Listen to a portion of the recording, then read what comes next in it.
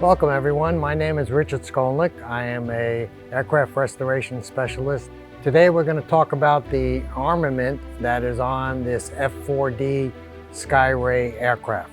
These 20mm cannons, basically made out of steel pipe, 2 of them on each side, have a capacity of 65 rounds per gun. They are 20mm shells.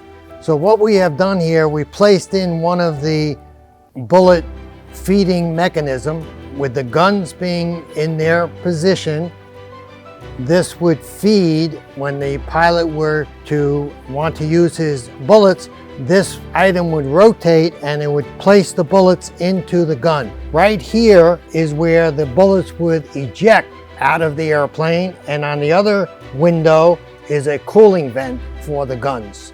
There would be 2 of these racks, so each gun would hold approximately 130 bullets on each side. So it had the ability to have a dogfight, and it had the ability to shoot down a predator if necessary. For more behind the scenes video, please visit intrepidmuseum.org.